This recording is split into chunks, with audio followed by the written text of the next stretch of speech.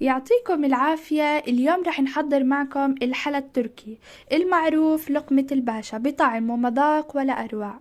طبعا في البداية رح أحتاج ل5 أكواب حليب سائل في طنجرة،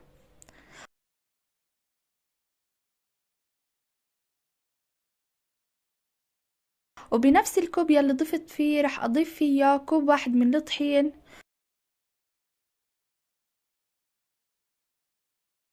كوب من السكر،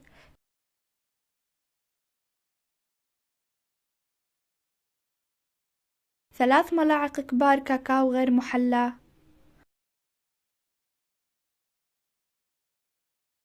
وزي ما انتم شايفين رح أقلب المكونات على البارد، وبعدين رح أقوم بوضعها على نار متوسطة وبقلبها بشكل مستمر.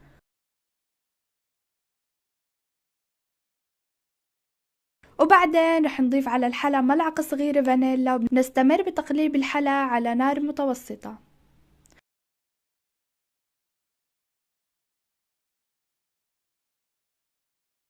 وزي ما انتم شايفين بلش يتكاثف الحلا معنا.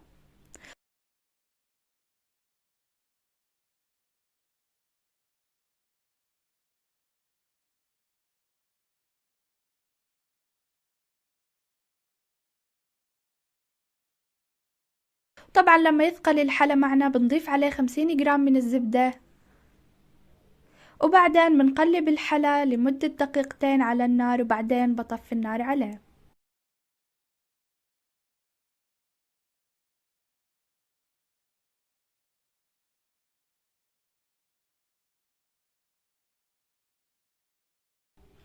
طبعا قبل ما نبلش بالحلا لازم نسوي هاي الخطوة. وراح أضيف في صينية على جنب كوبين من جوز الهند وبفردهم بشكل منيح. طبعا بعد ما أطفي النار على الحلا مباشرة بسكب الحلا في صينية بشكل متساوي، ولازم نمد الحلا بالصينية منيح.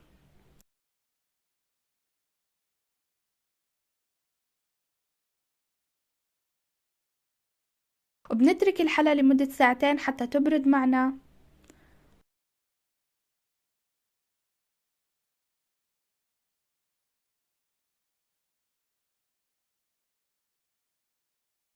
طبعا عندي هون كوب كريمة شانتيه تقريبا 130 جرام بدنا. راح أضيف عليها كوب حليب تقريبا، وبعدين بخلط بالخلاط الكهربائي حتى يصير معنا بالقوام المطلوب. وبعدين رح نضيف الكريمة على الحلا ونمدها كتير منيح.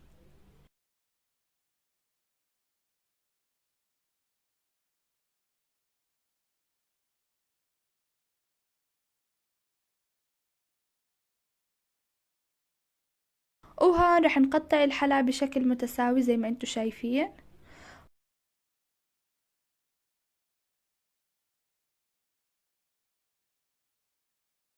وبعدين بنقوم بلفها بهذا الشكل.